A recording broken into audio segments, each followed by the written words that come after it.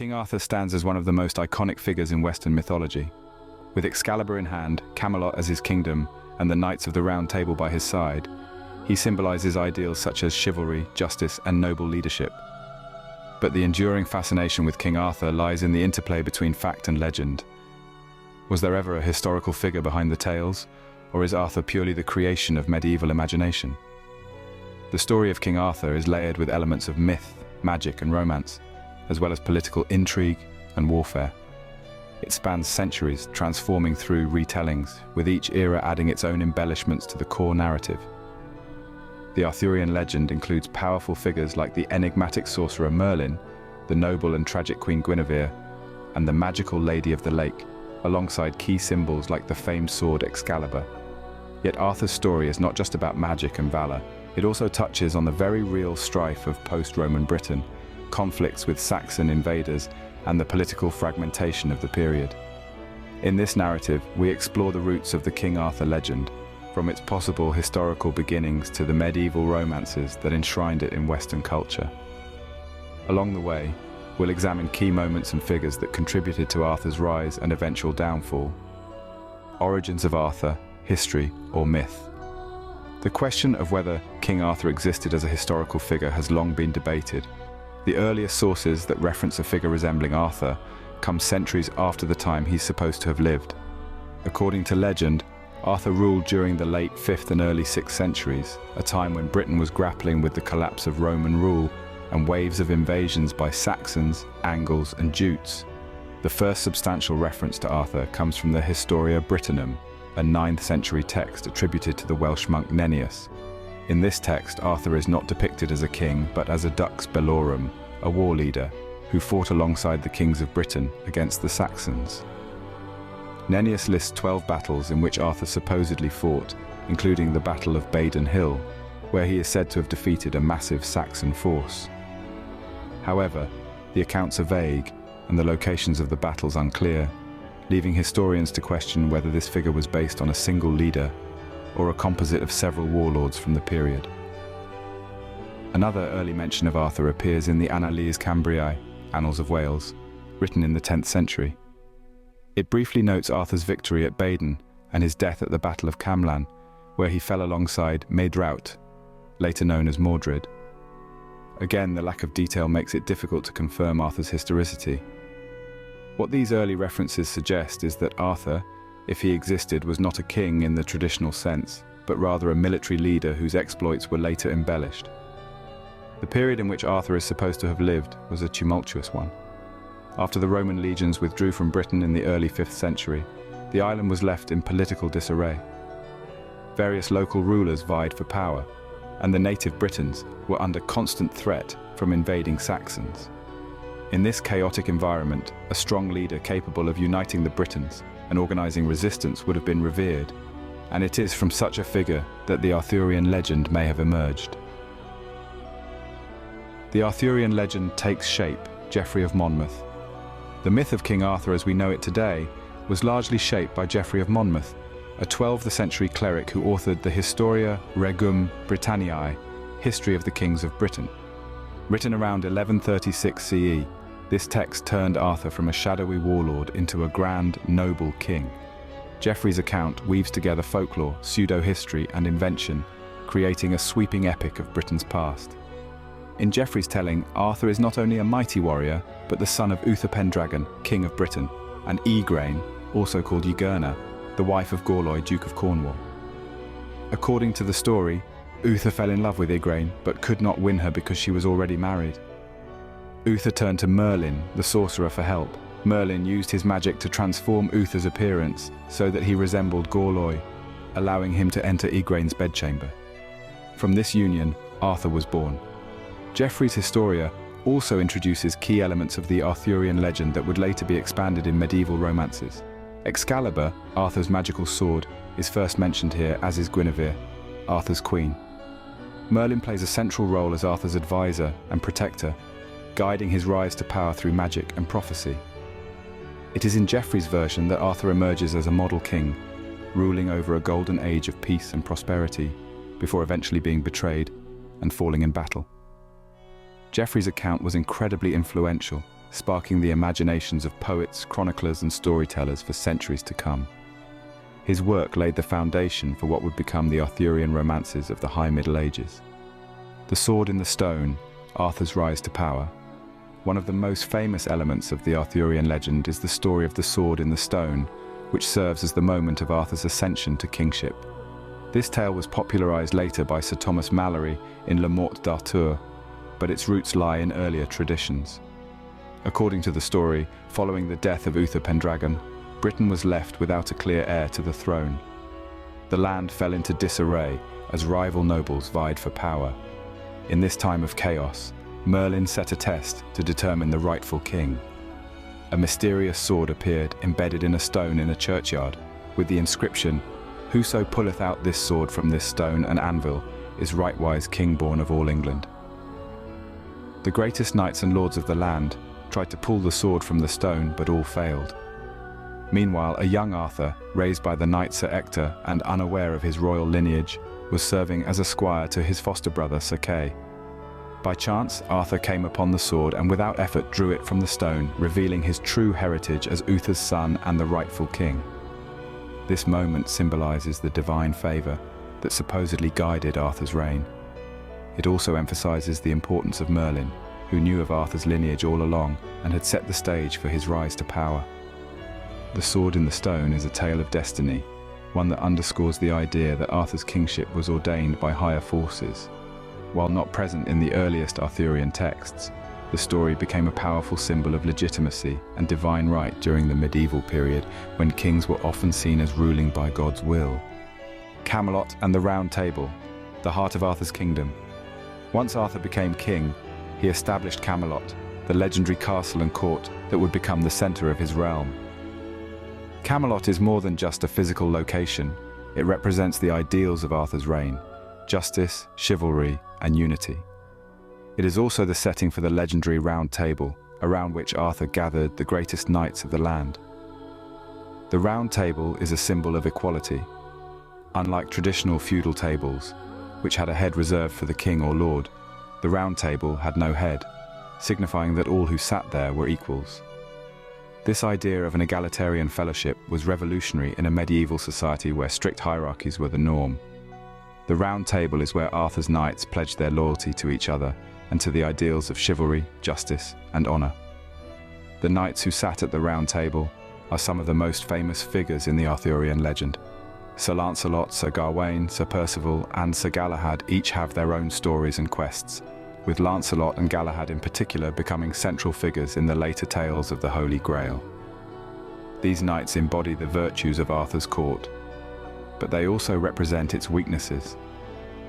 As noble as the Knights of the Round Table strive to be, they are still human, and their flaws, pride, jealousy, ambition, ultimately contribute to the downfall of Camelot. Excalibur and the Lady of the Lake. Among the many symbols in Arthurian legend, none are as iconic as Excalibur, King Arthur's magical sword. In some accounts, Excalibur is introduced early in Arthur's life when he pulls it from a stone, signifying his divine right to the throne. However, in later versions, particularly those written in the Middle Ages, the sword's origins become even more mystical. According to these retellings, Excalibur is given to Arthur by the Lady of the Lake, a supernatural figure who dwells in enchanted waters. The Lady of the Lake plays a crucial role in Arthurian lore. She not only bestows Excalibur upon Arthur, but also becomes intertwined in the fates of other central characters, including Merlin. The sword is not merely a weapon. It represents Arthur's sovereignty and his connection to the mystical forces that shape his reign. In some versions of the tale, the true power of Excalibur lies in its scabbard, which has the ability to protect its wearer from mortal harm. However, Arthur's half-sister Morgan Le Fay, who plays the role of antagonist in many versions, ultimately steals the scabbard, setting the stage for Arthur's downfall. At the end of Arthur's life, after his mortal wounding in battle, he commands one of his knights, Sir Bedivere, to return Excalibur to the lake. Twice, Bedivere tries to deceive Arthur, reluctant to throw such a precious artifact away, but on the third attempt, he obeys the king's command. As he casts the sword into the water, a mystical hand, belonging to the Lady of the Lake, rises from the depths to catch it, taking Excalibur back to its source. This act symbolizes the end of Arthur's reign and the passing of an era. The rise of Camelot and the Round Table. One of the defining aspects of Arthur's kingship is his creation of Camelot, a utopian kingdom where justice and chivalry reign. Camelot is not just a place, it is a symbol of Arthur's vision for a united Britain. Central to this ideal is the Round Table, a powerful symbol of equality and unity. Unlike traditional feudal tables, which place the king at the head, the Round Table has no head, signifying that all who sit there are equals. The Knights of the Round Table are some of the most famous characters in Arthurian lore. Figures like Sir Lancelot, Sir Gawain, Sir Percival, and Sir Galahad. These knights take on quests that test their bravery, loyalty, and virtue. The idea of chivalry and knighthood is enshrined in the tales of the Holy Grail, the Green Knight, and other adventures that fill the halls of Camelot with glory. Yet the Round Table is also a place where human weakness comes to light. The knights, despite their noble ideals, are often flawed. Lancelot's affair with Queen Guinevere is the most prominent example of this fallibility. The love triangle between Lancelot, Guinevere, and Arthur leads to a fracture in the court and foreshadows the eventual downfall of Camelot. The Sword in the Stone, a sign of kingship. The legend of the Sword in the Stone is one of the earliest and most well-known stories associated with King Arthur's rise to power. Following the death of King Uther Pendragon, Britain is left in chaos with no clear heir to the throne. Merlin, acting as Arthur's secret guardian, devises a test to determine who the rightful king should be. A magical sword appears embedded in a stone, with the inscription stating that whoever can pull the sword from the stone is the true king of Britain. All the noblemen and knights attempt to free the sword, but none succeed. It is only Arthur, still a young boy at the time, and unaware of his royal lineage, who is able to draw the sword from the stone with ease. This act reveals his true heritage as the son of Uther, and marks the beginning of his journey to the throne. The story of the Sword in the Stone represents Arthur's destiny and the divine approval of his kingship. It also underscores Merlin's role as the architect of Arthur's rise, guiding the young king toward his fate. Merlin, the architect of Arthur's fate. No figure in the Arthurian legend is as mysterious and influential as Merlin, the sorcerer and prophet who plays a crucial role in shaping Arthur's destiny. In Geoffrey of Monmouth's Historia Regum Britanniae, Merlin is portrayed as a seer with magical powers, advising various British kings and ultimately becoming Arthur's mentor. Later versions of the tale expand Merlin's role, turning him into the primary architect behind Arthur's rise to power. Merlin's abilities allow him to manipulate events such as helping Uther Pendragon deceive Igraine, Arthur's mother, by transforming his appearance into that of her husband. This deception leads to Arthur's birth. Throughout Arthur's early life, Merlin remains a guiding presence, advising the young king and shaping his destiny. Despite his wisdom and power, Merlin's story is ultimately one of tragedy. In many versions of the legend, Merlin falls in love with the Lady of the Lake, often named Viviane or Nimue, who ultimately traps him using his own magic. Depending on the version of the story, Merlin is imprisoned in a cave, a tree, or a magical prison, where he remains forever. His entrapment symbolizes the limits of even the greatest powers, and serves as a poignant reminder that no one, not even Merlin, can escape fate. Arthur's final battle, the betrayal by Mordred. The downfall of King Arthur is marked by betrayal, both familial and political. One of the most tragic aspects of the Arthurian legend is the role played by Mordred, Arthur's son or nephew, depending on the version of the story, who ultimately rebels against him. The circumstances of Mordred's birth and his relationship to Arthur vary, but in most versions, he is the product of an incestuous union between Arthur and his half-sister Morgause. Mordred's rebellion is a familial tragedy with deep psychological undertones. While Arthur is portrayed as an ideal king, his personal failures, including his unwitting incest, haunt him throughout his reign. Mordred's treachery tears apart Arthur's court, leading to civil war. The climactic confrontation between Arthur and Mordred occurs at the Battle of Camlann, where the two mortally wound each other. Mordred is killed by Arthur, but not before dealing the king a fatal blow. This moment, often depicted as the tragic climax of the legend, represents the end of an era, the fall of Camelot, and the death of the ideals it stood for. Avalon, Arthur's final journey. After the Battle of Camlann, a grievously wounded Arthur is taken to the Isle of Avalon, a mystical place where it is said that his wounds might be healed. Avalon, often depicted as a paradise beyond the reach of ordinary men, plays a central role in the Arthurian legend's ending. In some versions of the tale, Arthur dies in Avalon, his body never to return to the mortal world. In others, he does not die but remains in a deep sleep, waiting to return in Britain's hour of greatest need. This concept of the once and future king is one of the most enduring elements of Arthur's legend. Arthur's death is not the end, but a promise that he will rise again when his people require his leadership. This idea of a sleeping king resonates deeply in British folklore and has been a powerful symbol in literature, politics, and national identity. The legacy of King Arthur. The legend of King Arthur has left an indelible mark on Western culture. Over the centuries, his story has been retold and reimagined countless times, each version reflecting the values and concerns of the era in which it was written. In the Middle Ages, Arthur represented the ideal of chivalry, a model king whose court embodied the highest virtues of knightly conduct.